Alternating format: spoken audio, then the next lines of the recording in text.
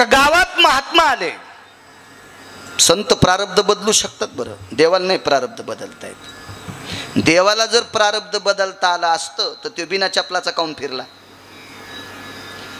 तुम्ही आता जिला वाटे लावले माझ्या लक्ष्मी मातेला, जी कमळावर उभी आहे, तिला जर प्रारब्ध बदलता आला असतं तर ती 6 महिने 26 दिवस दगड उशाला घेऊन, नाही राक्षसनीच्या तोंडाचा वास घेत का बसली. 6 महिने 26 दिवस आणि बाकीचे महिने 14 महिने 27 दिवसातले फक्त 6 महिने 26 काढे. तर हे बाकीच्या दिवसात दगड उशाला आणि गवत पाठीला घेऊन विशाल भाऊ लक्ष्मी झोपली. लक्ष्मी योग घडला, सीता देवी कर्मे श्रीराम वनवासा गेला. का नाही का का का देवाला नाही त्याचं प्रारब्ध बदलता येत, नाही चप्पल घालता आली.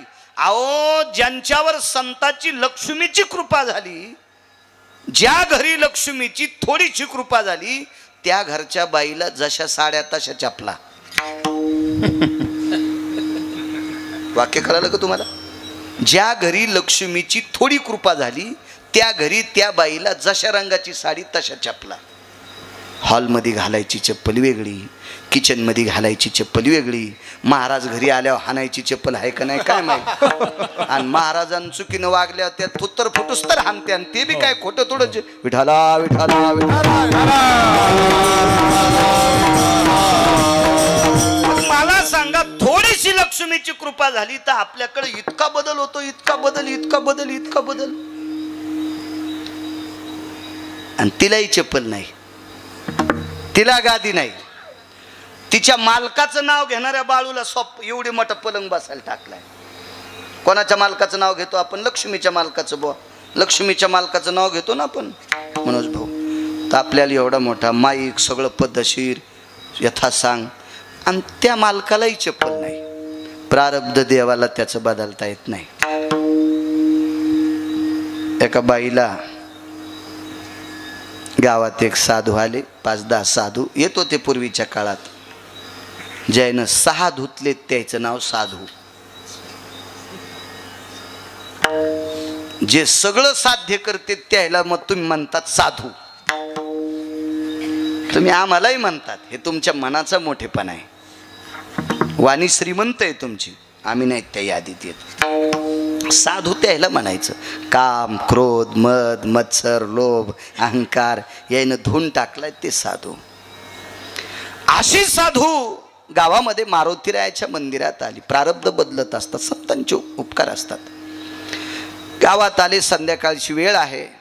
रात्रीच्या वेळेला काही मुख्य साधूंनी सांगितलं, अरे फार दूरचा प्रवास झाला रे, रस्त्यात गाव नाही, या गावात यायला किती वेळ झालाय. रात्रीची 11:30 वाजलेत, 11, 11:30 वाजलेत. आता सगळी लोक झोपलेली असतील, आपल्याला काय भेटल. देवात आणि संतातला फरक सांगतोय. पण काही महाराजासोबत अशी काही माणसं येतं की त्यांच्यामुळं महाराज मोठा होतो. महाराजानं कमीपणा आणायचा नाही बरं. आणि असे काही माणसं येतं की महाराज त्याच्यामुळे भ्रष्ट होतो. अशा 14 व्याख्या आता.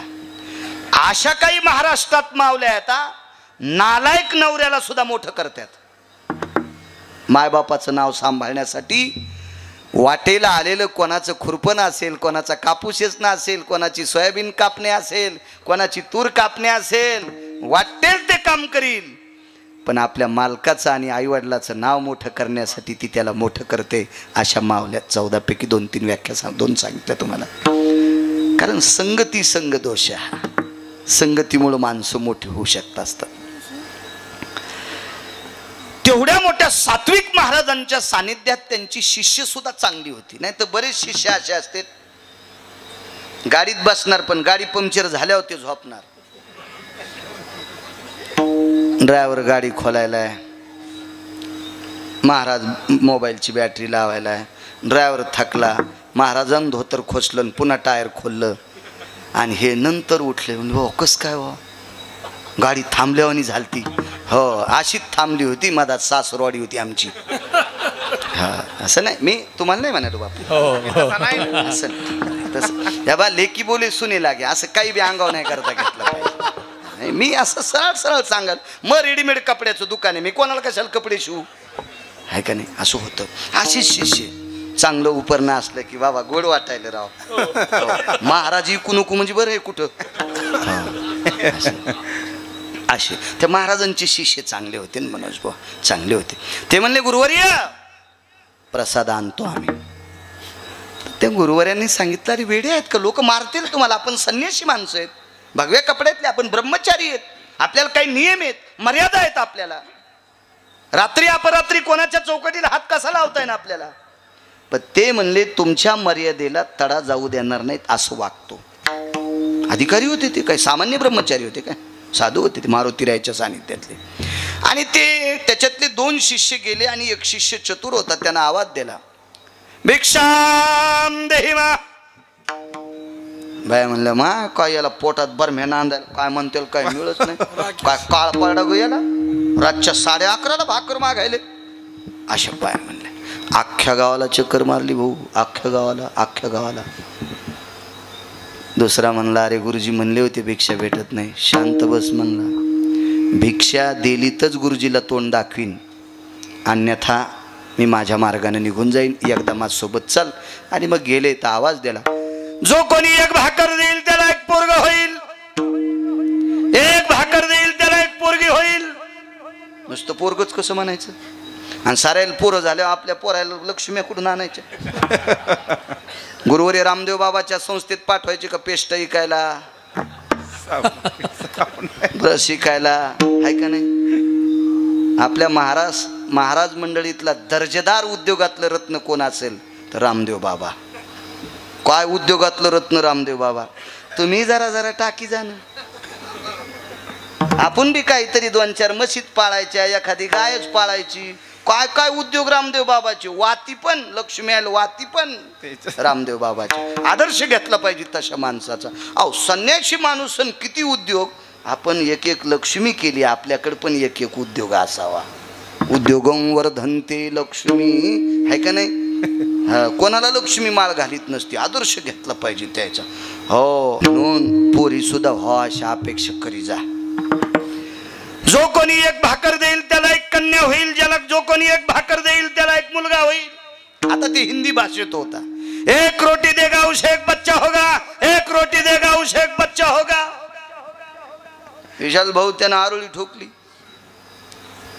एका बाईच्या घरात 5 भाकरी होत्या. त्या बाईचा नियम होता मालक आल्याशिवाय ती जेवत नव्हती. ते का तुमची आमची बायको थोडीच होती. श्रावणात एका ठिकाणी तेरवीचं कीर्तन केलं आणि त्याची तेरवी ती असंच गांजा फुके होतं. पण पोराचा काळ सुधारला आणि बापाची तेरी ठुली, ते असंच गांजा फुकेन. ते फुकून दिल्यावर त्याच्या अंगातून देशीचा वास येत होता.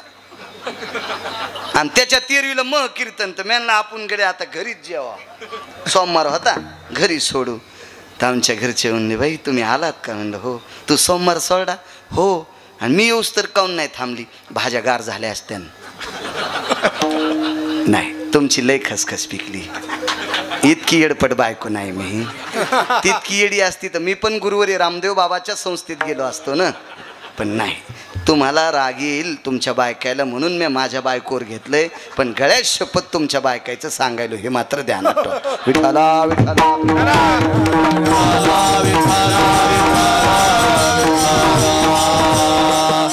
तुमच्या आमच्या बायका येतोय. एका निष्ठावंत वारकऱ्याची पत्नी होती. 5 भाकरी मालक येईन म्हणले, आले नाही. आपल्या बायका काय बाबा. एक जणाची इथं मनोज भाऊ आम्ही जेवायला गेलोत. अजून कीर्तन ते म्हणले या जेवायला गेलोत. उन्हाळ्याचे दिवस, कुरड्या पापड्या वगैरे सगळं, रस आंब्याचा रस होता, गावरान आंब्याचा. हो ते दुर्मिळ झालाय गावरान आंब्याचा रस. आता कशाला काही लावलं की हे फार उत्कृष्ट सुंबळे आहेस तू, येडपट आहेस, तुला आखलीचा कांदा नाही. गावरान आंब्याची बरोबरी जगातल्या कोण्याच आंब्यान करायची नाही, कोण्याच आंब्यान करायची नाही, कोण्यात नाही. आणि लोणकड्याचं माझ्या या महाराष्ट्रातल्या माऊलीने हातानं रई लावून किंवा घरच्या गाईचं म्हशीचं मिक्सरवर दही हलवून त्याचं काढलेलं लोणी, स्वतःच्या चुलीवर किंवा गॅसवर कढवलेल्या लोण्याचं तूप जगातल्या कुठल्याच कंपनीच्या तुपानं बरोबरी करायची नाही. तो पिकायची पद्धत कशी होती माहितीये का? घृतायो व्यापारयं तत्वबलेषु पारनिरोर सव्य भागानां यद्घ्रताति जायते न घ्राणमेवचम. जिनच्या पॅन्टीवाल्याला काय माती माहित नाही, तुम्हाला बी टिकलेवाल्याला काही माती माहित नाही. फक्त जुन्या बायकांना विचारा आणि जुन्याला विचारा, जुन्या म्हातारा इथं असं तेल तूप लावायचे. वा वा वा वा वा बापू, मी नाही लिहिलेलं, मला फक्त वाचायचा नाद आहे. एखादा म्हणत असेल कशा ते तू वाचव रे चोंबळ्या. विठाला विठाला विठाला.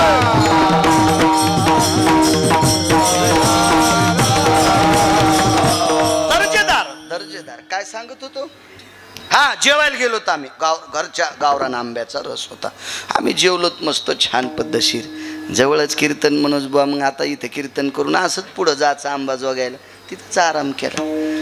आराम केला. म्हणलं आता ताई तुम्ही जेवा बरं, आमचे जेवण झालेत बसा. नाही महाराज तुम्हाला वाटेल. मी म्हणलं बाई तुम्ही जेवा, मला उशिरा जायचंय.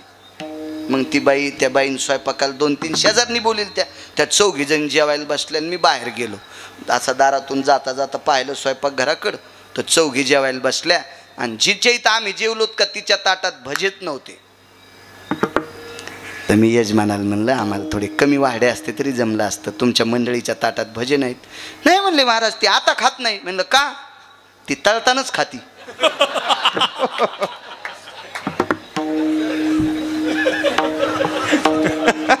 ती गार झाल्यावर खात नाही म्हणले, ती तळतानाच खाती. वा वा वा वा म्हणलं कायच वा. आमचं पण नशीब तुर्कस्तानच्या पलीकडे झोपलंय, त्या बायकोच्या हातचा स्वयंपाक खाल्ला. आणि तू तर कुठं झोपला असेल काय माहित, तुला तो मरूस तर खाचा. विठाला विठाला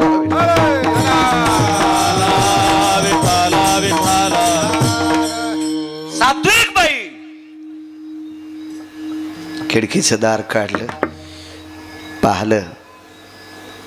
महाराज थांबा, महाराज थांबा. पदर सावरला. कपाळावर सुंदर अशी कुंकवाची चिरी होती.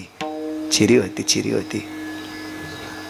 आज कसे कपाळ शोभिवंत दिसायले त्यांचे बघा ना. महालक्ष्मीच्या निमित्तानं कवत नाही, टिकल्यावर का पण एक बोट कुंकाचं लावलंय. असंच तुम्हाला वाटू द्या, गिरगावच्या बाळ्याची शपथ आहे. टिकली लावा, मी नाही म्हणणार तुम्हाला कुंकू लावा, टिकली लावा. पण रोज टिकली लावल्याच्या नंतर लाकडाच्या बगव्यामध्ये ठेवलेल्या कुंकवाचं बोट टिकलीवर लाई जा. देवतरुयाम य तुळशी यत सर्वा पवित्रो भयजाया यत सर्वातिथिं कुंकुमार्जितं नैवं गांजाकसं लिखितं वेदाति मंत्रशक्ति भयव्याप्ति हो सर्वो ललाटं प्रपटले अर्जिवतं कुंकुमा सर्वस्थिता विलेपन सर्व सौभाग्यप्रदायिनी. हे कशासाठी? हे काय हे डोके गोळ्या संपलेल्या लोकांनी दिले काय? किती सुंदर कपाळ दिसते आज, किती सुंदर, किती सुंदर. त्या टिकली का लाविनत, पण कुंकवामध्ये बोट बुडवायचं. समर्पितम देवतरु, हा म्हणजे तुळशी. एक बोट तिकडं करायचं आणि दुसरं बोट बुडवून, किंवा आपल्या घरामध्ये आपल्या सासूबाई, आपल्या आजीबाई सुवासिन जर गेल्या असतील तर त्यांचं नाव घेऊन बगव्यात बोट घालून आपल्या कपाळाला लावायचं. कारण मालकाच्या अगोदर जाणारी स्त्री चंद्र सूर्य आहे तोपर्यंत ती सौभाग्यवती असते. चंद्र सूर्य आहे तोपर्यंत. त्याचे खूप शास्त्रात दंडक आहे. सुंदरशी कपाळावर कुंकवाची चिरी होती. आवाज दिला, महाराज. भाकरीचं टोपलं घेतलं,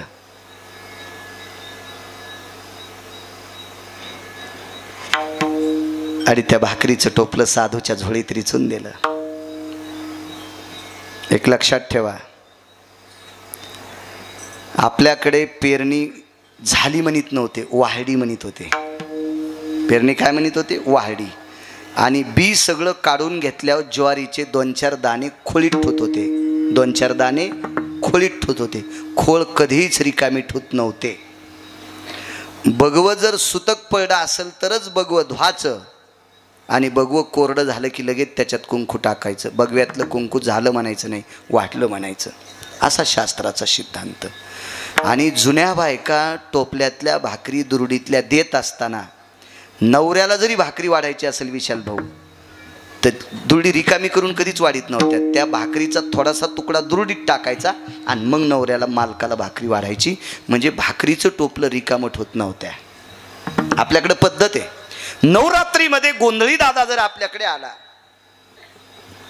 वासुदेव जर आला, मार्गशीर्ष महिन्यामध्ये वासुदेव आला, चैत्र महिन्यामध्ये पांगुळ आला, तर त्याला ज्या वेळेला आपली माऊली, शेतकऱ्याची माऊली ज्या वेळेला ज्वारी तांदूळ देते का, त्यावेळेला त्याच्यातले 2-3 तांदूळ तिच्या ताटात टाकीत असतो, ज्वारीचे दाणे टाकीत असतो, रिक्त पात्र ठेवत नसतात. हिनं सगळं टोपलं, महात्म्याच्या झोळीत रिचवलं. भाकरी 6 होत्या. बसू द्या बसू द्या बसू द्या बसू द्या, बस बस बाळा बस. इतकं एवढ्या वेळ कसं उभं राहील ते. 5-7 भाकरी होत्या. ती रिकामं कसं ठेवायचं म्हणून त्याच्यातली एक भाकरी बाईच्या टोपल्यात वापस केली. भाकरी 5 होत्या.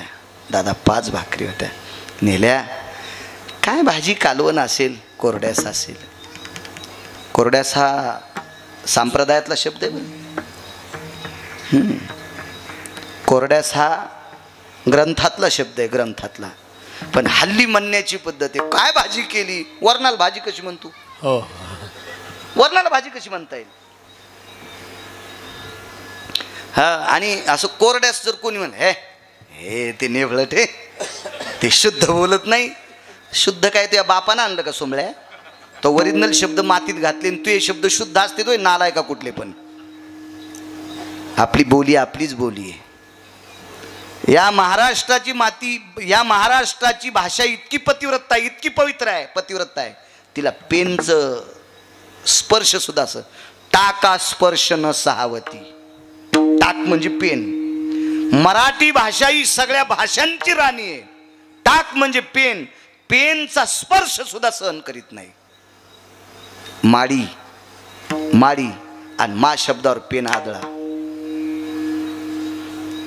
कोणी एका बला माडीवरी कुमकुमम नारजवा निर्धारी. पेनचा टिपका आदळा कोणी एक आबला मांडीवरी.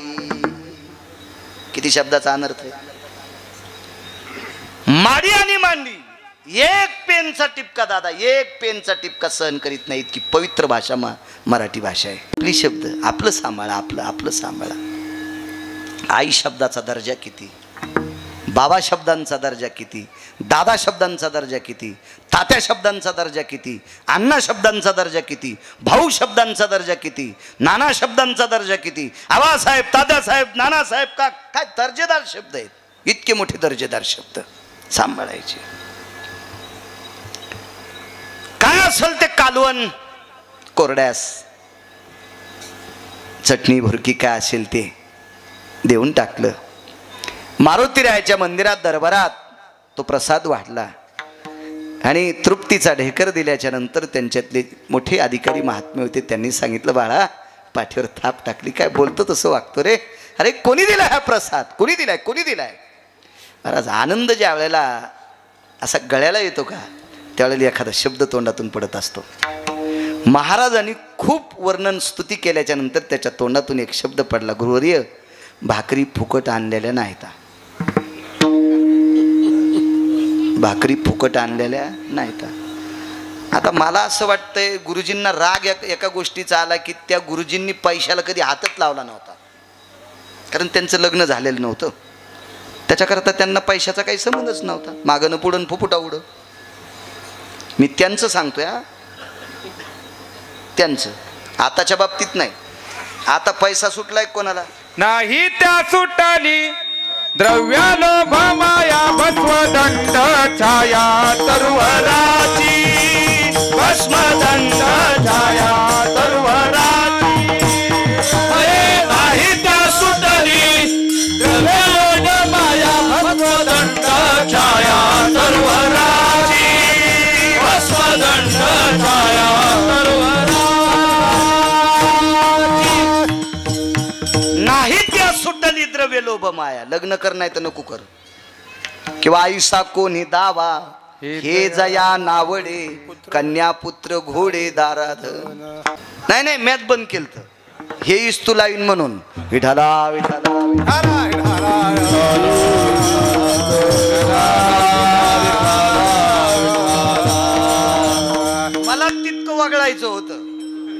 हो, कारण हे तुमचे मोबाईल आहेत ना, हे चांगले तितके मोकार बी तितकेच येत. याच्यात तुम्ही अख्खं जग पहा, चांगलं सापडेल आणि आगाव बी तितकेच हो. हे मोबाईल लय चुगलेत. कोणतं बटन दाबल्यावर काही येतं, कोणतं दाबल्यावर काही बाहेर जातं. बाडा बाडा बाडा बाडा बाडा बाडा. अवकाळी पाऊस पडल्यावर कसे नदीला पूर येते, तसा याच्यात पण पूर येतो. आपला पतिव्रता मोबाईल आहे, याच्यात काही येत नाही आणि याच्यातलं जात नाही. घ्याल पैसे नाहीत असं नाही बरं, सोन्याचं घेईन. या मला एक वाटतंय, नवरा जर व्यवस्थित किराणा आणीत असेल, सणावाराला पत्नीची सगळी प्रतिष्ठा सांभाळीत असेल, तर माहेरात गेल्यावर तिने आईला म्हणायचं, आई माझा नवरा मला देवासारखा भेटलाय, असं म्हणावं का नाही पोरीनं. इतका नवरा चांगला असल्या भीती म्हणती, बाई मेल्याच्या संसारात इतकुस सुख नाही. तुझ्या अंगावर झोपीत भिताड पडन, झोपीत झोपीत तुला घरासगट फुकून द्यावं लागन चांडाळणी. मग नवरा जर सद्गुणी असेल, अरे ऋषी पोरं सोय करायला होते मग अशी बैठकीत खूप तरुण मंडळी. हो, तादरान बोला. जगाचा पाप आपल्याला 2 टायमाची सोय जर चांगली करीत असेल तर त्याच्या विरोधात काऊन बोलायचं. काय कमी केलं त्या पंढरीतल्या मालकानं, घे. पण भानगड अशी झाली, आता 90 वर्ष लुगडं घातलं, डोकं भरून पदर घेतला, कुंकू लावला, आता म्हातारपणी कशाला गाऊन घालू. आता राहिलंच किती आयुष्य गिरगावच्या बाळूचं, आता याच्यावर मरायचंय. विठ्ठला विठ्ठला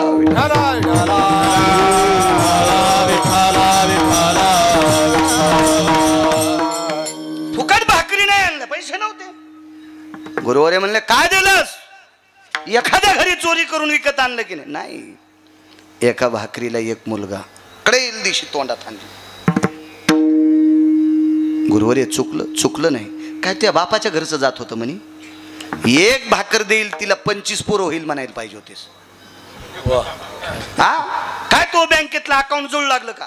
त्याच्या कशाचे अकाउंट आले त्याला. ते बैता पाणी फिरता साधू, जिथं मुक्काम करतील ती त्यांचं गाव. निघाले पुढं, करतल भिक्षा मागणारी लोक होती ती. ठीक आहे म्हणले. कालांतरानं त्या गावात देवर्षी नारद आले. प्रारब्ध बदलायची ताकद संता, त्याच्यावर बोलतोय. देवर्षी नारद आले, लेकरं खेळत होते. नारदाने विचारलं, आई साहेब कोणाची आहेत. माहेत नारदा, माझे आहेत. तर नारदानं कौतुकानं पंढरपुरातल्या मालकाला एके दिवशी सांगितलं होतं, देवा मी त्या गावातून येत असताना ती बाई माझी फार आदर आतिथ्य पाद्यपूजा करते, माझा जेवायला प्रसाद देते. त्या बाईच्या दारात तिचा पाळणा हलावा. तर भगवान पांडुरंगानं सांगितलं, तिच्या नशिबात 7 जन्म नाही. नारद शांतच होते. तर नारदानं सहज विचारलं, बाई कोणाचे आहेत. मायेचे आहेत. नारदा जेवा नाही म्हणले. जेवा नाही, पंढरपुरातल्याची पाहतो म्हणजे सोय. आता उभेत नाही राहिले नारद, पंढरपुरापासून पळतच. भगवान हादरले, देवा खाली या. भगवान म्हणले, नारदा सांगा. भगवान खाली उतरले, नारदाला प्रणाम केला. देव मोठ्याला प्रणाम करत होते. हो, नारद भगवंताच्या अंतकरणातले लोक आहेत. हो, एकदा एखाद्याला खोटं वाटन. एके दिवशी उद्धव वैकुंठात गेले. तर उद्धवाला कधी पण वैकुंठ उघडं होतं, पण भगवान ज्या वेळेला पूजेला बसायचे का त्यावेळेला उद्धवाला प्रवेश नव्हता. आईसाहेब थांबायच्या किंवा गरुड थांबायचे. नारद आले त्यांना प्रवेश नाही, उद्धव आले त्यांना प्रवेश नाही. कोणी महाराज येऊ ती देवपूजा करेपर्यंत प्रवेश नाही. मग एके दिवशी नारदाने, उद्धवाने, अजून काही लोकांनी एक अशी मीटिंग भरवली. देवपूजा करत असताना आईसाहेबाला न जुमानता मधात प्रवेश केला. तर नारदाच्या मूर्तीवर अभिषेक चालू होता.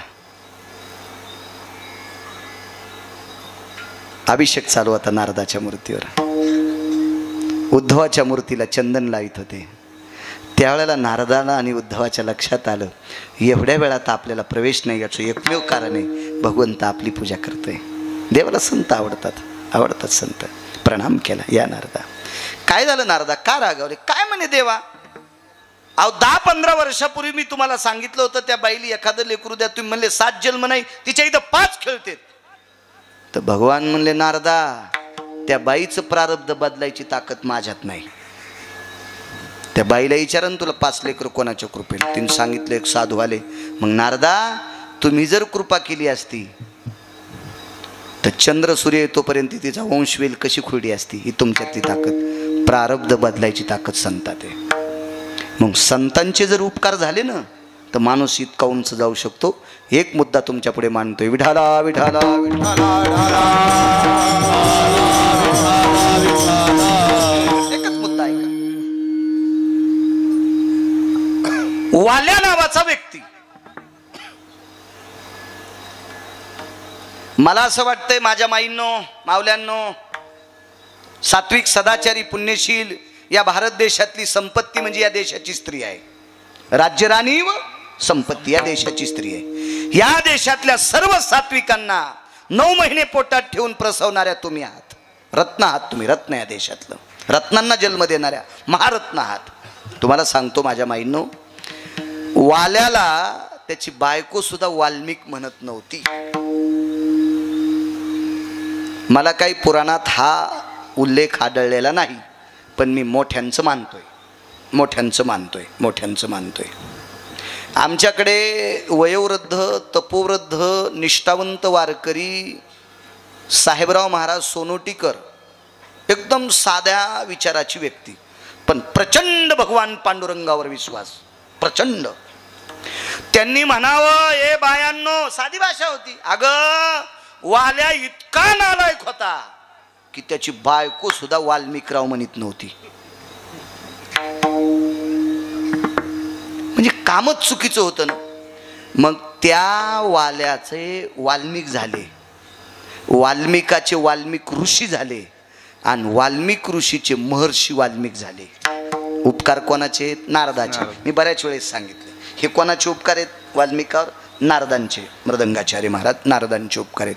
नारदाची भेट झाली किंवा नारदांचं दर्शन झालं, सगळी पाप संपली. आलिंगन संताची या दिव्य झाली माझे काया, मस्तक हे पायावरी त्यांच्या ठेविता, मस्तक हे पायावरी त्यांच्या ठेविता. हे आलिंगने संताची दिव्य झाली माझी काया, मस्तक हे पायावरी त्यांच्या ठेविता, मस्तक हे पायावरी त्यांच्या ठेविता. आलिंगणे संताची या, साधूला लिंगन दिले, एवढी आपली ताकद नाही. मस्तक हे पाया, त्यांच्या पायावर आपलं डोकं ठेवा इतकं पवित्र नाही. पण संत जर रस्त्यानं जात असतील आणि वारं सुटलं, त्यांच्या पायाची धूळ जर अंगावर आली तर वासनेचे बीज जळून. पण वाल्या किती नशीबवान, नारदाचे पाय सापडल्याबरोबर पायावर डोकं ठेवलं दादा, आणि नारदाने उचलल्याबरोबर वाल्याला आलिंगन दिलं. सगळी कायाच दिव्य झाली, शरीर दिव्य झालं, दिव्य शरीर झालं, दिव्य. महर्षी वाल्मिक, नुसते महर्षी नाही, या जगातले आद्य कवी कोण आहेत? कवी वाल्मिका सारिखा मान्य ऐसा. काय सांगू आता संतांचे उपकार, काय सांगू, किती उपकार आहेत संतांचे. कवी वाल्मिका सारिखा मान्य ऐसा. आद्य कवी आहेत वाल्मिक ऋषी, फार मोठे कवी, प्रचंड विद्वान. काय कवी, कवित्व. रामायण ग्रंथ लिहिला, रामायण ग्रंथ लिहिला. आणि काय प्रभूचं चरित्र, काय मर्यादा पुरुषोत्तम प्रभू रामचंद्राचं चरित्र, किती चरित्र, किती चरित्र, किती चरित्र. वाह वाह वाह वाह वाह.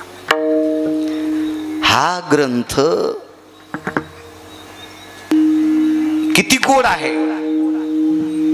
का याच्यातला भाव किती श्रेष्ठ आहे, हे तपासण्यासाठी विश्वातल्या 1 नंबरच्या संन्याशाकडे दिले विशाल भाऊ. त्या संन्याशाचं नाव आहे मारुतीराय. आपल्याकडे सुद्धा एखादं पुस्तक जर छापलं ना तर त्याच्यावर आशीर्वाद म्हणून असते मोठ्या लोकांचे, मोठ्या लोकांचे. आता उदाहरणार्थ मी जर पुस्तक एखादं पारमार्थिक क्षेत्रातलं छापलं तर मी एखाद्या वेळेस आदरणीय गुरुवर्य तात्यांना म्हणावं, बंडा तात्यांना, तात्या बघा बरं हे बरं आहे का. गुरुवर्य घुले बाबांना म्हणावा, गुरुवर्य उल्हास बाबांना म्हणावा, अशी काही संस्थेतली एक आधारीव रत्न आहेत की ज्यांच्यामुळं आपण परमार्थ करतो. मला वाटतं गुरुवर्य महाराष्ट्रातल्या 3 शास्त्रीपैकी सुरुवातीला आलेले बरं का. आता आपण नशिबवान आहेत, आता शास्त्रींची संख्या कमी नाही. आपण इतके नशिबवान आहेत, आता शास्त्रींची आपल्याला अडचण नाही. पण सुरुवातीला महाराष्ट्रात 3 शास्त्री आले, जगन्नाथ अण्णा पवार, तुकाराम महाराज महामुनी आणि आपला मराठवाडा इतका पुण्यवान आहे. आपल्या मराठवाड्यात एक शास्त्री आहेत, प्रल्हाद शास्त्री दैठणकर. तर जगन्नाथ अण्णा पवार काव्यतीर्थ यांनी सांगावं, संसार करत असताना लहान्या माणसाकडे बघून करायचा, लहान्या माणसाकडे बघून करायचा, आणि परमार्थ करत असताना मोठ्याकडे बघून करायचा. आता एखाद्या माणसानं जर 3 लाखाचा सोफा आणला, तर तो सोफा जर विशाल भाऊ आपल्याला आणता येत नसेल, मग कसं आपण अंगावर रॉकेल घ्यायचं का कोरड्याची तोडी टाकायची नाही. आपण ते सोफा बघून जगायचंच नाही. ज्या माणसाची तर संध्याकाळी आथरायला नाही त्याच्याकडे बघून जगायचं. 50 लाखाच्या गाडीत बसणाऱ्यानं मोटरसायकलवाल्याकडे बघून जगायचं. मनोज भाऊ, दुःखच होत नाही हो, दुःखच होत नाही. आणि परमार्थ करत असताना ज्यांनी चुका केल्या नाही त्यांच्याकडे बघून जगायचं. आपलं जीवन गोड होतंय, गोड होतंय, गोड होतंय, गोड होतंय. हो, तुम्हाला एक सांगू का, परमार्थामध्ये अशा लोकांकडे बघून परमार्थ करायचा की ज्यांच्या भक्तीला बघून मारोतराव सूर्याने लाजावं, सूर्याने लाजावं. आगा निशापती दिनपती तेजो भयोस्ते क्रांती यद भक्ती मर्मज्ञ निगुती. भाष्यकारांचं वाक्य. हा निशापती दिनपती, दिवसा प्रकाश देतो तो सूर्य आणि रात्री प्रकाश देतो तो चंद्र, आणि ज्याच्या प्रकाशामुळं नालायक सुद्धा माणसासारखे वागतात तो प्रकाश संतांचा असतो, आदरीव लोकांचा असतो. त्या लोकांकडे बघून आम्ही परमार्थ करायचा असतो. हे हावभाव करणाऱ्याकडे नसतो. देखावा तो कोणाला करता येतो, काय विषय नाही. तुम्हाला एक सांगू का, आमच्या कपड्यापेक्षा सिनेमातल्या महाराजाचे कपडे लय ओरिजिनल असते. माझ्या जीवनात मला 4च पिक्चर आवडले, 4च. आपण खोटं कशाला बोलायचं. त्याच्या सगळ्यात जास्त कोणता आवडा असेल तर तिरंगा. मला त्याच्यातलं भाषेतलं मर्म फार आवडते, भाषेतलं मर्म फार आवडते. आणि त्याच्यानंतर अजून एक पिक्चर आहे इंडियन, बरोबर आहे ना. त्याच्यातला महाराज बघा बरं किती भारी दिसतो, त्या जटान त्यान, काय माणसं दुधानं आंघोळ घालायलेत, कोणी मधानं आंघोळ घालायलेत, आणि मग लाता बी खाल्ल्या. म्हणजे मला एक म्हणायचं की डेकोरेशन मध्ये दिसणारी ही याच्यावर भुलायचं नसतंय. ज्यांच्या विद्वत्तेला सूर्य लाजतोय, ज्यांच्या भक्तीला चंद्र लाजतोय, अशा लोकांकडे बघून आम्ही परमार्थ करायचा असतो, देखाव्याकडे नाही.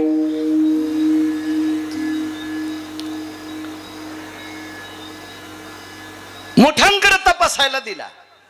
महर्षींना माहित होतं, महर्षी वाल्मिकांना, आपण केलेल्या ग्रंथाला जर मान्यता मारुतीरायाची आली तर चंद्र सूर्य येतोपर्यंत आपल्या ग्रंथाला कोणी नाव ठेवायची ताकद कोणाची हिंमत नाही. आणि मारुतीरायाकडे तो ग्रंथ देऊन टाकला, प्रणाम केला मारुतीराय. हा महाराज, नारदांचे वाल्मिकावर उपकार किती आहेत हे सांगण्यासाठी माझ्याकडे वाणी नाही, पण नारदापेक्षा किती पटीचे उपकार मारुतीरायाचे वाल्मिकावर आहेत हे सांगण्यासाठी ब्रह्मदेवाकडे बी शब्द नाही.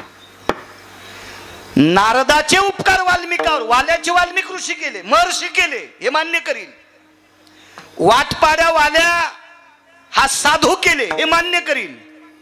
पण साधुत्वाला सिद्ध तत्वात वाणीत आणण्याची ताकद मला असं वाटते नारदांकडे सुद्धा अपुरी असावी, नारदांकडे सुद्धा अपुरी असावी. कारण 3.5 मिनिटाकरता नारदाचा पाय घसरलेला होता, 3.5 मिनिटाकरता नारदाचा पाय घसरलेला होता. एका सेकंदा इतका ज्याचा पाय घसरला नाही त्याचं नाव आहे मारुतीराय. आणि अशा संन्याशाकडे भाऊ ग्रंथ तपासायला दिला. मारुतीरायांनी रामायण वाचलं. आम्ही एका मोठ्या साधूचा पुरावा पाहिला होता. मी मोठ्या लोकांचे वाक्य ग्राह्य धरतो, मोठ्या लोकांचे वाक्य ग्राह्य धरतो. एखाद्या वेळेस माझ्या मुलानं जरी कुठं कीर्तन ऐकलं असेल, तो 6वीला आहे, त्यानं एखादं वाक्य सांगितलं तर मी ते खोटं मानणार नाही, पण वाचिल्याशिवाय खरं मानणार नाही. मी परमार्थातलं गाढव आहे. एखाद्या वेळेस काटेवाड घोड्याच्या सुद्धा चुकीच्या जाग्यावर जर गोमाशी बसली तर घोड्याला हाणताच येत नाही. त्यानं किती शेपूट आणू द्या माणिक भाऊ, किती आणू द्या, ती गोमाशी उठतच नाही. पण गाढव जिथं गोमाशी बसन तिथलं कातड घासीत, पण गोमाशी मारतच. तसं मी गाढव का असं पण परमार्थातलं विठाला विठाला पुरावा हा अधर्यू लोकांचा सांगायचा, अन्यथा पाहुनी ग्रंथ करावे कीर्तन. एक तर पाहून वाचून सांगेल, अन्यथा टोकाला गेलेल्या देवमान्य लोकांचं वाक्य पुढे गेले त्याचा शोधित महाराज, पुढे गेले त्याचा शोधित महाराज. पुढे गेले त्याचा शोधित महाराज,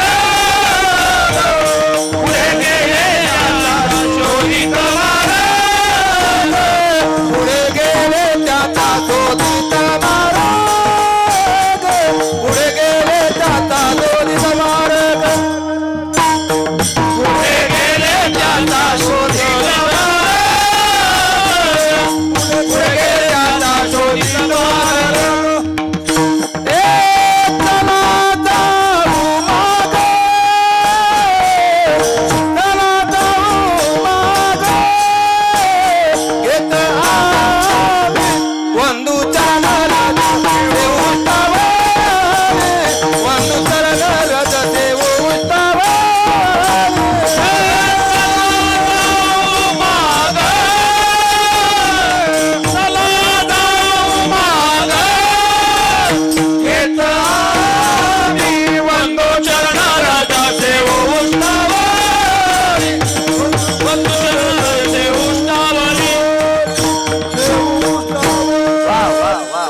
गोड पुरावा. ते बऱ्याच वेळेस असा एखादा पुरावा माझ्या कीर्तनात देत असतात. आगाव महाराज, त्याच्यामुळे मी त्यांना मामा म्हणलं मगाशी.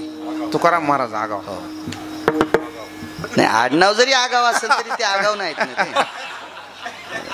परमानातला बादशाह माणूस. वा. आणि माणिक भाऊ उत्तरेश्वर बापून आम्ही एखादी गोष्ट पाहिले ना, मी जरी सांगितलं असेल तर मी त्यांना म्हणत असतो, तुम्ही घरी जाऊन पाहत जा. गिरगावचा बाळू सांगतोय म्हणून तुम्ही भागवतात सांगू नका, किंवा मी सांगतो म्हणून ते बी चांगले भागवतकार आहेत, चांगले कीर्त. कालांतरानं त्याचेच भागवत ऐकायला मला बस जायचं आहे आता. छान भागवत सांगते ते, पण तुम्ही माझं ऐकून सरळ सांगायचं नाही, आधी घरी जाऊन पाहायचं. हो, घरी जाऊन पाहायचं. मी पण मोठ्यांचे फार असे चांगली चांगली मुद्दे ऐकत असतो. एखाद्या महात्म्यांची कोणी सांगितलं बैठकीत वगैरे ऐकायचं आणि त्याच्यावर आपण डोकं लावायचं. चला, मारुतीरायाकडे ग्रंथ दिला.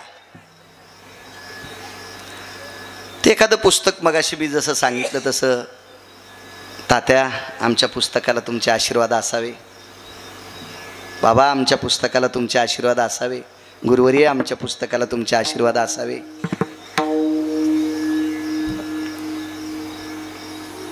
मला पुराणातला असा मधला गोडवा 2 लोकांचा आवडायचा. एक मी ज्यांना पाहिलं नाही ते माधव महाराज मगर सुरजखेडकर, आणि ज्यांची किमान 20 ते 25 फक्त पंढरपूरला प्रवचन ऐकले आणि कीर्तन 2च ऐकली असे धर्मभास्कर वक्ते बाबा. विशाल भाऊ मला या लोकांचं फार असं चुनाट आतलं आवडायचं, आतलं. काही कोण्या बाईला करता येईल, कोणाला करता येईल, पण करडीचा भात एकाही टिकल्या लावणाऱ्या पोरीला करता येणार नाही, इतकं मात्र सांगेल. म्हणजे करड भात म्हणतो का आपण, एकाही माझ्या एकाही बहिणीला, माझं वय जरा थोडंसं पुढे गेलंय, एखादी कमी वयाची असेल तर माझ्या एकाही मुलीला करड भात करता येणार नाही. तो फक्त जुन्या बायकांनाच, फार एखाद्या म्हातारीला कळाला असेल करड भात कशाला म्हणतात. हो, आणि केलाच एखादीनं तर तिनं केलेला खाल्ल्या तांब्या ठेवायचं कामच पडणार नाही. आता ठुणं तांब्या, जाऊन येणं हौदात भरणं, जाऊन येणं हौदात भरणं. म्हणजे असं एक काही ठराविक लोकांचा असा एक त्यांची पकड असती ती एक आगळं वेगळं. ह्या लोकांचं जुनाट. मी एका व्यक्तीच्या मुखारविंदातून 40 मिनिटं रावण ऐकला. 40 मिनिटं रावण 40 मिनिटं. मी सांगत असेल, रावणानं सीताई साहेबाकडं वक्रदृष्टीनं पाहिलं, रावणाने भावाला लात मारली, रावणाला असं कळत नव्हतं, पण हुशार व्यक्तीच्या मुखारविंदातून ऐकलं. रावणाचा संस्कृतवर इतका पगडा होता, इतका अस्खलित पगडा होता की ज्याच्या संस्कृत विद्वत्तेला भगवान वैद्यनाथ सुद्धा बोलले. विशाल भाऊ वैद्यनाथ सुद्धा बोलले. भगवान शिवशंकर बोलले. भगवान शिवशंकर बोलले. प्रचंड विद्वत्ता होती रावणाकडे. अशा 6 गोष्टी ऐकल्या त्याच्याकडच्या. हे मोठ्या लोकांकडे ऐकायला भेटतं. आपल्याला एकच हा ते मूर्ख आहे, त्याने सीता रामून ठेवली, आपण इतकंच बघतो. त्याच्यातलं आतलं पान हे काही ठराविक लोकांकडे तुकाराम मामा मिळणार. ठराविक लोक ज्यांनी आयुष्य परमार्थात घातलं का त्या लोकांना पहा, त्यांच्याकडे भेटणार. मी दुर्योधनाच्या बाबतीतला एक मुद्दा मी पाहलं नाही. वारकरी संप्रदायातले आधारवड श्री गुरु बंकट स्वामी महाराज यांनी दुर्योधनाच्या बाबतीतला एक मुद्दा सांगितला होता की दुर्योधन 3.5 वज्रापैकी एक वज्र आहे. 3.5 वज्रापैकी एक अर्ध वज्र कोण असेल तर दुर्योधन आहे. आणि मोठ्यांचं ऐकल्याच्या नंतर असा वेगळा गारवा असतो ना महाराज, वेगळा गारवा असतो. या बा ऊन इतकं तापावा, धनाला पाणी पाहिजे असावा, आणि थोडेफार थेंब पडले की धन हुरपाळून जातं. त्याच्यापेक्षा नाही पडलेले बरे. मग ओतप्रोत पाऊस झाला की ते धन असं लसलशीच होतंय, आणि थोडेफार पडे थेंब आणना ते धन करपून जातं. म्हणजे विद्वानाचं ऐकल्याच्या नंतर आपली बुद्धी लसलशीत होती, आणि भंगिऱ्याचं ऐकलं आपल्याला वाटतं दही खाऊ, भाता का लिंबू पिळू. अरे दही नसल्यावर लिंबू पिळीत असते सुंबळ्या. ताजं दही असल्यावर बी तू दही पिळलं लिंबू पिळलं, तुला माणूस म्हणावं का कुत्र रे? तू नालायक आहे. राम लक्ष्मण हे दोघे बंधू जेवायला बसले, दही भात लिंबू तुझ्या तोंडात रुमणं ठोकायला पाहिजे. नाही गेलं तर हातोड्यानं हाणायचं, निकून काढायचं. विठाला परमार्थात चुकीचं बोलणारी माणसं ही त्याच्या घरासाठी घातक नसतात, ती गावासाठी घातक नसतात, ती तालुक्यासाठी घातक नसतात, ती अख्ख्या सनातन संस्कृतीसाठी घातक असतात. मोटरसायकलचा ड्रायव्हर 2 लोकांसाठी किंवा 3 लोकांसाठी घातक असेल. जीपचा ड्रायव्हर भाऊ 10 लोकांसाठी घातक असेल किंवा 12-13 लोकांसाठी घातक असेल. एसटीचा ड्रायव्हर 55 ते 60 लोकांसाठी घातक असेल. रेल्वेचा ड्रायव्हर 1000 लोकांसाठी घातक असेल. वक्ता अब्जावधी लोकांसाठी घातक असतो. कारण आमच्यावर विश्वास असतो. मगाशी बायकांना महालक्ष्मीच्या बाबतीत सांगितलं, अनुराधा नक्षत्र तुमच्या परिसरातल्या भूदेवाला ग्राम जोशीला विचारायचं, अनुराधा नक्षत्राचा पर्वकाळ कधी आहे. त्या पर्वकाळावर लक्ष्म्याचा डब्बा उघडून लक्ष्म्या एका ताटात राशी ठेवायची, आणि त्या राशीत लक्ष्मी ठेवून तिला हळीत कुंकू लावणे म्हणजे तिला आमंत्रित करणे ही पद्धत आहे. दिवा लावून असं विचारून लक्ष्मी आमंत्रित करायच्या. आणि वाटे लावायची पद्धत आपल्याकडे. मगाशीच मला एक जण म्हणला आता उतरायच्या कधी. आम्ही ज्यांच्याकडे बसलो त्यांना सांगितलं पर्वकाळ आधीच होता उतरायचं, काय ताण नाही, तुम्ही उतरल्या त्याबद्दल काय दुःख नाही. पर्वकाळावर उतरायच्या कधी. तर आपलं कसं असतंय, आमक्याची बाई पाहून जाईन तेव्हा उतरायच्या. वैकुंठात लक्ष्मी झोपली तरी फलाण्याची बायको पाहायलाच आली नाही, आणि तरी तू ही लक्ष्मी उभीच. तिला हाडाच्या डॉक्टरकडे न्यावं लागन मनके नीट करायला त्या लक्ष्मीला. याच्यावर नसतंय. शास्त्र म्हणेल ते सांडावे, ते राज्य ही तृण मानावे. आपल्या संप्रदायाचा नियम आहे महादेव भाऊ. कोणाचं नसतं ऐकायचं, पुराणाचं ऐकायचं असते. चला ग्रंथ तपासायला द्याला इथपर्यंत आलो ना. मारुती रे काय सांगू आता, संता चूप करा, एवढ्यावर समाधान माना. बा तुम्ही म्हणताल पाळी लय मोठी एक जणांनी घेतली, त्यानं लय मोठी घेतली पण फटे पाळले. त्यानं लय घेतली पण बेटी नाही काढ्या. मग पाळी 2च पाटे होईल पण मी शेल्याहून माती काढली. इतकं मात्र कौतुक करा ना, हाय का नाही. शेल्याहून माती पाडी असं कधी कधी आऊ थांबणाऱ्याचं भाई का नाही. एक जण म्हणला बाबा आमचा काय गडी आहे बाबा, दूध वायात जाऊ देत नव्हता. हा म्हशीचं दूध काढताना बकिटातलं दूध सडायला लाईत नव्हता. म्हणजे इतका गडी मालकाच्या हिताचा होता, दूध लाईत नव्हता म्हशीच्या स्तनाला, तोंडातलं पाणी लाईत होता.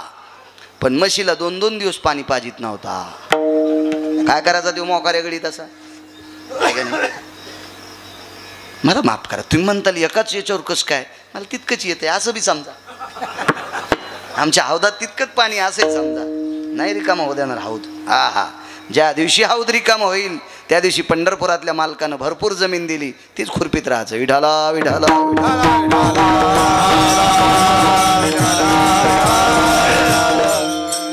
वाचिला ग्रंथ. आता मारुती रायाला ग्रंथ का नाही आवडणार. आणि पुन्हा वाल्मिकाने लिहिलेला. मारुती रायाने रामप्रभूचं भजन हलकटानं केलं तरी आवडलं. मारुती रायाला भजन रामप्रभूचं मनोज दादा हलकटानं केलं, हलकटानं. काल नेहमी कसा होता बापू, काल नेहमी खरा महाराज होता का. ग्रंथ चालू होता मग मी वय ऐकत होतो. छान माणूस होते, वाचणारही छान, सांगणारही छान होते. चांगली परंपरा आहे तुमच्याकडे. त्यांनी लगेच कीर्तन सुरू व्हायचं म्हणून त्यांनी आटपून घेतलं, लगेच आरती. छान 1-2 ओळी ऐकल्या मी त्या, छान. कधी कधी ओया अशा गोड नाहीच अर्थ कळाला ना, तर ओळी अशी चांगली वाचली ना मग अर्थ कळत असतो. आपल्या संस्कृती, आपल्या अभंगाला सुद्धा स्वराचं भान आहे बरं का. हो, कुठल्या अभंगाला कुठला स्वर असावा, त्याला कसं काय असावा, त्याला कोण्या रागात म्हणावा. पण काही काय रागातच म्हणतात. कसा मला टाकून गेला राम, तुला रावण हाणणारे जरसं थांब. आगावच पण असं असतं का कुठं, एक मर्यादा असते. संत शिरोमणी निळोबारायांचं एक प्रमाणे, निळा म्हणे नवरस देख जाणती विरळा गायक दे. ज्याला गायनातल्या नवरसाचं सूत्र कळतंय तो वारकरी संप्रदायातला भजने. आणि ज्याला काहीच कळत नाही त्याला आईच्या बाबतीत जर बोलायचं असेल तर वेगळं सांगावं, बापाच्या बाबतीत जर वेगळं असेल तर ते सांगावं, माय बापाच्या बाबतीत बोलायचं असेल तर सकळ तीर्थाचे धुरे एका जाण माता पितरे, अशा काही गोष्टी सांगाय. पुराण त्याच्यासाठी आहे ना, लिहिलेलं आहे ना. आयुष्य कमी पडेल सोमल्या इतकं पुराण आहे. ते सांग, ते सांग, मधला गर्दा सांगू नको. तू ह्या पदरात नुसते दगड आणि यायच्या डोक्यावर डोंगर टाकून चालला आणि पैसे घेऊन जातो. विढाला विढाला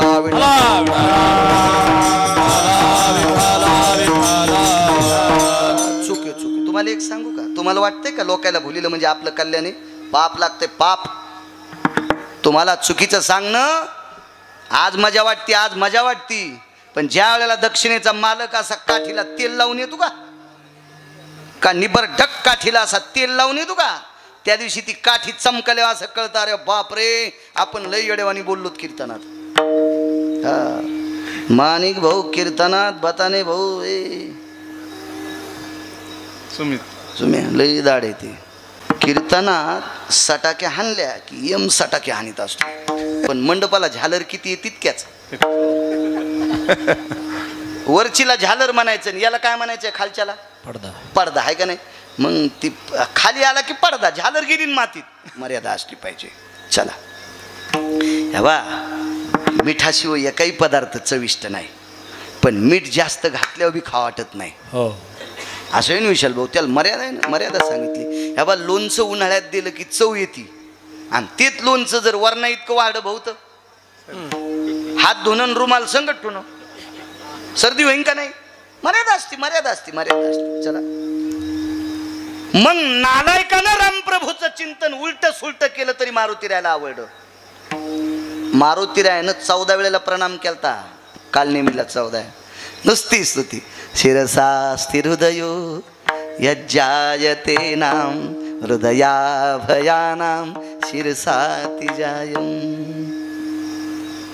माझ्या नाथबाबांनी केलेलं रामायणात पाहू नका ते. दुसरीकडे बघा, दुसरीकडे बघा, दुसरीकडे बघा. रामायण फार आहेत, हा रामायण. मारुती रायानं 13-14 वेळेला काल नेहमीला प्रणाम केला. कळाल्यावर एका लातात मारला तो भाग सोडून द्या. मोठ्याला सगळंच करता येत असतं. पण नालायकानं प्रभू रामचंद्राचं वर्णन केलं तर मारुती रायाला आवडत होतं. तर महर्षी वाल्मिकानं केलेलं का नाही आवडावं. वा वा. ग्रंथाच्या 2 प्रक्रिया सांगतो, बाकीच्या राहू द्या. पहिली प्रक्रिया, ग्रंथ विशाल भाऊ वाचिल्याच्या नंतर हृदयात लावला. आणि दुसरी प्रक्रिया, ग्रंथ डोक्यावर घेतला मारुतीरायाने आणि नाचू लागले. बस झाल्या 2 प्रक्रिया. एक एक एक एक हृदयाला लावला आणि दुसरी डोक्यावर ग्रंथ घेतला आणि नाचू लागले. महर्षी वाल्मिकाच्या लक्षात आलं, आपण जिंकलोत, आपण जिंकलोत, आपण जिंकलोत. आपण केलेला ग्रंथ सर्वश्रेष्ठ आहे. मारुतीरायाला आवडला. आणि आश्रमातून मारुतीराय निघत असताना, मारुतीरायाला वाटे लावत असताना मारुतीरायाने हाताला स्पर्श केला आणि सांगितलं, महर्षी वाल्मिक, एके दिवशी मी लिहिलेलं रामायण पण वाचायला या. काय सांगू आता संताची उपकारा, मी लिहिलेलं रामायण सुद्धा वाचायला या. मनोज बुवा, मग मात्र अंगावरच्या एका रोमातून घाम निघला वाल्मिकाच्या. अरे बापरे, आपल्या रामायणाला मान्यता देणारे मारुतीराय यांचं रामायण किती श्रेष्ठ असेल विशाल भाऊ. पण वाल्मिकांचं रामायण हे ध्वजपत्रावर लिहिलेलं होतं. ध्वजपत्र जिंच्या पॅन्टीवाल्यांना, हे ऋषी तुम्हाला माहीत नसेल एखाद्या वेळेस, हे तरुण भाई तुम्हाला माहीत नसेल, पण जुन्या म्हातारीला आणि जुन्या ह्या अण्णासारख्या वयस्कर लोकांना विचारा, विशाल भाऊ तुम्हालाही कळत असेल, काशीचे कापडी आपल्याकडे ज्या वेळेला येत होते का, काशीचे कापडी, त्यांना ठराविक गावं होते, त्याच्या 4-4, 5-5 गावाची त्यांना ती बांधिलकी असायची. आणि तो कापडी भाऊ आपल्याकडे आल्याच्या नंतर आपल्याला जो गोड मुरमुऱ्याचा प्रसाद देत होता का, तो ध्वजपत्रावर टेकून देत होता. ध्वजपत्रावर टेकून देत होता. आणि त्यांचं जर एखादं जुनं घर असेल, 1-2 वर्षाला काशीला कोणी येत असेल, तर त्यांना लाखाचे शिवशंकर देत होते. लाख नावाचा एक पदार्थ असतो. पूर्वीच्या काळात मतदानाच्या पेट्या सील करायला लाखच वापरित होते. मी काय या मतदान अधिकारी नव्हतो, पण मला लाख कळतो. लाख 14 ठिकाणी वापरतात. शहाणा सोनार मणी दबू नये, गळ्यातले बायकांचे मणी असे दबू नये म्हणून त्याच्या मधात लाख घालीत होता. लाख. आणि ते पेट्या भाऊ पॅक करायला ते लाख असा मेणबत्तीवर वितळायचा आणि असा लावायचा. लाखाची शिवलिंग देत होते त्या काळामध्ये. असो, तर ते ध्वजपत्र होतं, विशिष्ट प्रकारच्या झाडाची साल, त्याच्यावर ग्रंथ लिहिलेला होता. पण मारुतीरायाने सांगितलं, मी रामायण लिहिले ते बघायला या. काय सांगू आता संतांचे उपकारा, की संतांनी केलेले उपकार चंद्र सूर्य येतोपर्यंत संपत नाहीत. त्यांची उंची मापण्यासाठी ब्रह्मदेवाचं माप कमी पडतंय. तर तुमची माझी काय कथा आहे बघा पुढे. तो वाल्मिकाच्या रोमातून घाम निघाला आणि महर्षी वाल्मिक मारुतीरायाला सांगतात, आजच येतो ना. चेहरा पडला, बरं चेहरा पडला, आजच येतो ना. मारुतीराय म्हणले चला. आता मारुतीराय थोडंच असं काय काम होतं की त्याला असं थोडंच होतं. बायको म्हणली आता परळीला जायचं ना, आपल्याला दागिने आणायचे. बायको म्हणली लक्ष्मीचा साज आणायचा. का पपेच माय म्हणली आता पोरायला काय कपडेच आणायचे. आज थोडं काही काम, काही गरजच नव्हती. बायता पाणी फिरता साधू, ते मारुतीराय होते, फक्कड साधू होते, ते फक्कड साधू. माझ्या लहानपणी एक आमच्या गावात बाबा यायची. त्याच्या पुढे पैसे टाकल्यावर ते पैशाला हात लाईत नव्हतं, पण शिष्य थैलीत भरून नेत होतं. असे होते का मारुतीरायच होते ते, काहीच विषय नाही. चला म्हणले. तिथे गेल्याच्या नंतर समुद्र कोणता असेल बापू सांगता येईल तुम्हाला? जाग्रताया मापंपती निरयो, जाग्रता नाम आपांपती निरयो. समुद्र किती आहेत? 7. आपण भागवतात पाहिले. प्रियव्रतां भयरहं वरायं चक्रसुधा भय जायन्ते. प्रियव्रता भय चक्रसुधा रहंवर भययनि जायन्ते. वृष्णिर भययनि सुधाति रहंवर प्रिया भयायनि जायन्ते. प्रियव्रता भय भय जायन्ते. बापूच सांगते. प्रियव्रत नावाचा राजा ज्या रथात बसला, त्याचा रथ ज्या ज्या दिशेने गेला, प्रियव्रत. व्रत म्हणजे नियम आणि प्रिय म्हणजे आवड. ज्याला नियमाविषयी आवड होती असा एक राजा भारत देशाला लाभला, त्याला प्रियव्रत नावाचा राजा म्हणतात. राजे 46 पाहिले, काही तत्वातले, काही 63 पाहिले, काही 114 पाहिले. वेगवेगळे तत्व आहेत राजाचे, वेगवेगळे. त्याच्यातला श्रीमंत राजा भारत देशाला लाभला, त्याचं नाव होतं भरत. या देशावर आईतकं प्रेम केलं म्हणून या देशाला भारत देश नाव पडलं. भारताच्या श्रीमंतीचं वर्णन, भारताच्या वैभवाचं वर्णन पैठणच्या मालकांनी बापू जास्त केलं. आपण पाहिल्या वया कितीतरी पैठणच्या मालकांनी जास्त केलं. असो, असा एक घृताचा समुद्र आहे. उपमन्याकरता कोणता दिला? शिर. शिर म्हणजे काय? दूध. दुधाचा समुद्र, लवणाचा समुद्र. आता आपण कोण्या समुद्राचं पाणी पिलं तर आपल्यासाठी लवणाचाच आहे. लवण म्हणजे खडा नाही, लवण म्हणजे मीठ.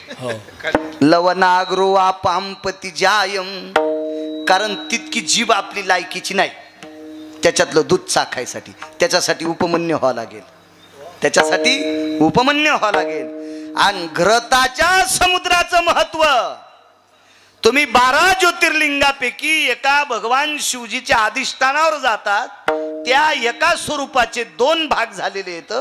एका ठिकाणी लोणी लावतात, तिथे भगवान शिवजींना एका पशुच्या रूपात असताना अर्जुनाची गदा लागली होती म्हणून तिथं लोणी लावण्याची पद्धत आहे. घृताय नवनीतयो यत्कालाति जायते. अजून त्याचे 3 कारण म्हणून त्या समुद्राला घृताचा समुद्र म्हणतात. आता ते कोण्या भागात आहे तुम्ही घरी गेल्यावर पहा ना. मी कुठं थोडं घेतलं, मा टाइम तर संपला. तुम्ही घरी गेल्यावर बघा ना, ते बघा ना, बघा ना. तुम्ही म्हणताल मग तुला येत नाही. असं समजा मी तुम्हाला का कामाला लावतो, तुम्ही जितके हुशार होताल का तितके आमचे लोक नीट रस्त्याने चालतील. आणि तुम्ही जितके येडेवानी करताल का मग आमचे गाणेच म्हणतील. क्या बात, क्या बात. आम्ही रस्त्यानं चालण्यासाठी तुम्हाला विद्वान व्हावं लागेल, तुम्हाला विद्वान व्हावं लागेल. महाराज प्रमाण कधी म्हणता आलं? कीर्तनकार प्रमाणात असला तर तुम्हाला प्रमाण म्हणता येईल. आणि कीर्तनकार प्रमाणाच्या बाहेर गेल्यावर तुम्हाला काय आपलं विठ्ठल विठ्ठल म्हणणे आहे का नाही? मापात असावं, मापात असावं सगळं माप. चला म्हणले, शिळा होत्या स्फटिकाच्या, काही शिळा होत्या शालिमार दगडाच्या. शालिमार दगड म्हणजे विटेवरच्या मालकाची मूर्ती ज्या स्वरूपात दिसती का त्याला शालिमार नावाचा पाषाण म्हणतात. अशा शिळा होत्या काळ्या ठिकर काजळासारख्या, काही शिळा होत्या स्फटिकासारख्या. या सर्व शिळेवर रामायण महर्षी वाल्मिकानं ध्वजपत्रावर लिहिलं आणि मारुतीरायानं रामायण पाषाणाच्या शिळेवर नखानं लिहिलं. काव्यास्तुत्य सर्वानां नारायणो नखाग्रेषु. पुढं 3 वया इतक्या सुंदर आहेत बापू, इतक्या सुंदर, इतक्या सुंदर, हृदयाला असा पाझर फोडतेला अशा वयात. काय मोठ्या लोकांचं वाक्य असतं महाराज. काही लोक, काय विद्वान, चक्रांकित महाराज, धारुरकर शास्त्री. हा पुरावा सगळ्यात जास्त टोकाचा कोणी सांगितला असेल तर रामचंद्र महाराज, डोंगरोजी महाराज त्यांनी सांगितला. फार मोठा पुरावा याचा, असा अस्खलित पुरावा, अस्खलित पुरावा. भागवतातलं मर्मज्ञ होते. गुरुवर्य रामचंद्र महाराज भागवत सांगत असताना उन्हाळ्याच्या दिवसात जर गरमी होत असेल तर समोर ठेवलेला वाटीतला रंगनाथ त्यांना वारं घालीत होता. वाटीतला गोपाल कृष्ण त्यांना वारं घालायचा. एवढे इतकं विद्वत्तान, एवढं वागणं, परमार्थातलं पोषक रत्न. आणि त्या पाषाणाच्या शिळा मारुतीरायना असा शेपटीनं असं वारं घातल्याबरोबर त्याच्यावर बसलेली धूळ, त्याच्यावर चढलेल्या वेली, त्याच्यावर पडलेली पानं, ही सगळी विशाल भाऊ बाजूला सरकली. आणि ब्रह्मदेवाला डोळे 8 होते, 8 डोळे होते, 8. आपल्याला 2 आहेत म्हणून चष्मा लागला. त्याला 8 होते ना, इतके कसे कामाला येते ना? चष्मा लावला आपण. एक जण मला म्हणला, बाळू महाराज हे कानाच्या छिद्रातून आवाज येतो, मग हे कशाला दिले भाकरी? हे असे फालके कशाला दिले, फालके कशाला दिले? तर मी म्हणलं चष्मा लागल्यावर अडकवायला दिले. नाही, चष्मा लागल्यावर हे जर नसतं तर खोट्या ठोकल्या असत्या का? आणि खोट्या ठोकल्या आवाज कशाचा आला असता? देवानं जे जे दिले ते फायद्याचंच दिले हो. हे हो. आणि तुम्ही बघा ना, देवाने असे कान दिलेत, तुम्ही आंघोळ करताना पाण्याचा शिपका हाना, मधात पाणी जात नाही, पाणी जात नाही. ते जिलेबीच्या येड्यावानी आतून आतून अशी अटळे. काय हुशार देव. नाही तर असा पाण्याचा शिपका हाणल्यावर इकून पाणी गेलं असतं, इकून आला असतं. काय त्याचं एक एक काम, काय डोक्याचं जीव, सगळ्या गोष्टी काय देव, देवच त्याला देव म्हणतात ना. जगात कान मोठे दिले फक्त गणपती बाप्पाला, पोट मोठं दिलं गणपती बाप्पाला. आणि गणपती बाप्पाचे सगळ्यात जर इंद्रियात लहान काय असेल तर डोळे आहेत. डोळे. मोठ्यांचं वाक्य सांगतोय, मारुतीरायाचे डोळे इतके लहान आहेत, सगळ्यातलं सगळं पाहतात. मारुतीराय आपल्या याचे गणपती बाप्पाचे, गणपती बाप्पाचे इतके कान, ते मारुतीरायचं आठवायलेत ना, चरित्र त्यांचं चालू होतं ना. गणपती बाप्पाचे कान भाऊ इतके मोठे आहेत, इतके मोठे आहेत, भंगिऱ्याचं पण ऐकून मधात ठुतेत आणि ह्या पोटात साठवितेत आणि मग खरं काय ते ठुतेत आणि खोटं फेकून देतात. म्हणून तो महाभारत लिहिण्यासाठी गणपती बाप्पात निवडले होते. श्रीमूळ वेद व्यास भगवान, 1.25 लक्ष भारत केले निर्माण. तया प्रति प्रश्न केला जन्मे जयान, समूळ सांगा मजला पूर्वज कथन. जय देव जय देव जय श्री पांडवा, धर्म भीम अर्जुन नकुल सहदेवा. गणपती बाप्पाला महाभारत लिहिण्याचा 18,000 श्लोकाचा संपूर्ण 1.25 लक्ष श्लोकाचा, हे भागवताचे श्लोक झाले. 1.25 लक्ष श्लोक लिहिण्याचा मान, कारण त्यांची दृष्टीच इतकी गोड होती, कानच इतके व्यापक होते. हा, जो नाही आवडला तो श्लोक बाजूला फेकला. कुठ शब्द ते याचे सुद्धा महाभारताचे सुद्धा कुठ श्लोक होते, काढून टाकले ते. चला मग 8 डोळ्याने वाचिलं रामायण. पण ब्रह्मदेवाच्या लक्षात आलं, आपण लिहिलेलं रामायण मारुतीरायानं छातीला लावलं, डोक्यावर घेतलं, काय काय केलं. पण हे रामायण ज्या वेळेला लोक वाचतील त्यावेळेला आपल्या रामायणाला कवडीची किंमत राहणार नाही. हे कोणाच्या लक्षात आलं माहिती आहे का? महर्षी वाल्मिकाच्या. महाराज महर्षी वाल्मिक हे संसारिक होते. अगोदर होतेत ना संसारिक, नंतरचं काय असू द्या, पण काय होते अगोदर? संसारिक होते. तरी पण मारुतीराय त्यांच्या आश्रमावर आल्यावर तुम्हाला काय देऊ असं वाल्मिक ऋषींच्या तोंडातून वाक्य पडलेलं नाही. मारुतीराय निष्ठावंत संन्यासी, निष्ठावंत ब्रह्मचारी, ज्यांच्या आईला सुद्धा कळालं नाही पोरग आहे का पोरगी, लक्षणावून ओळखीलं पोरग आहे. इंद्रिय दिसलीत नाही भाऊ, जन्मताच कासोटा होता कमरेला बांधलेला. आईला आणि बापाला सुद्धा इंद्रिय नाही, पाहायला भेटली नाही, इतका कमरेला कासोटा घातलेले. आणि तसा विरक्त महात्मा महर्षी वाल्मिकाला जाताना म्हणले, काय देऊ, काय देऊ तुम्हाला, काय देऊ, काय देऊ. तर महर्षी वाल्मिकानं सांगितलं, खरंच देताल का, खरंच देताल का? हो. मग जे रामायण तुम्ही छातीला लावून डोक्यावर घेऊन नाचलात ते रामायण जगप्रसिद्ध झालं पाहिजे. तथास्तु. विशाल भाऊ, काय कृपा झाली, सगळ्या शिळा उचलल्या आणि समुद्रात टाकून दिल्या. सगळ्या शिळा उचलल्या आणि समुद्रात टाकल्या. जर मारुतीरायानं या रामायण लिहिलेल्या शिळा टाकल्या नसत्या तर महर्षी वाल्मिकाने केलेल्या काव्याला एका तिला इतकी किंमत राहिली नसती. म्हणून नारदानी परमार्थात आणलं इथपर्यंत उपकार असतील, पण चंद्र सूर्य तोपर्यंत जर वाल्मिकाला मोठं केलं असेल तर ते मारुतीरायाचे उपकार. म्हणून मालक पहिल्या कडव्यात काय सांगू आता संतांचे उपकार, काय सांगू आता संतांचे उपकार, काय सांगू आता संतांचे उपकार, काय सांगू आता संतांचे उपकार, काय सांगू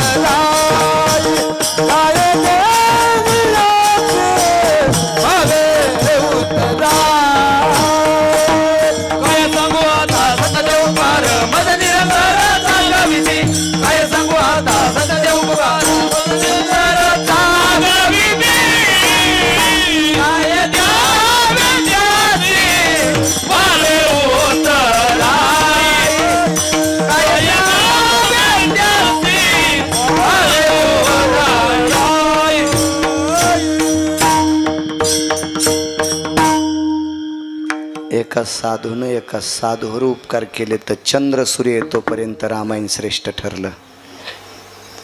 असेच उपकार भगवान वैद्यनाथाचे, भगवान गणेशाचे, भगवान ज्ञानोबराय, तुकोबराय, नामदेवराय, चोखोबरायाचे उपकार आदरणीय सामाजिक क्षेत्रामध्ये ज्या व्यक्तीची फार मोठी उंच भरारी आहे, या नगरीतील सात्विक सदाचारी पुण्यशील पावन मुली आपल्या सासरी जात असताना त्यांना एक श्रद्धेची भेट द्यावी असा ज्या व्यक्तीच्या अंतःकरणात भाव आहे, दुखी सुखी सर्व लोकांना हॉस्पिटलपर्यंत पोचवायचं काम करण्याचा एक सामाजिक वारसा आहे आणि स्वयं श्रद्धेतून, आपल्या चातुर्यातून, आपल्या बुद्धीतून, आपल्या युक्तिवादातून, आपल्या श्रमातून प्राप्त झालेला अर्थ असे धार्मिक उत्सव करण्याचा ज्यांचा वारसा आहे असे राजेशजी फडभाऊ. जसा मारुतीरायचा कृपा जशी महर्षी वाल्मिकावर झाली असाच आशीर्वाद सर्व संतांचा, साधूंचा, येत्यांचा, योग्यांचा, तप्यांचा, तुम्हासारख्या थोरांचा आशीर्वाद राजेश भाऊंना लाभो आणि त्यांच्या अंतःकरणातल्या सदिच्छा पूर्णत्वाला जावो अशी भगवान गणेशाच्या चरणी प्रार्थना करतो आणि माझ्या वाणीला विराम देतो. विठोबार कुमार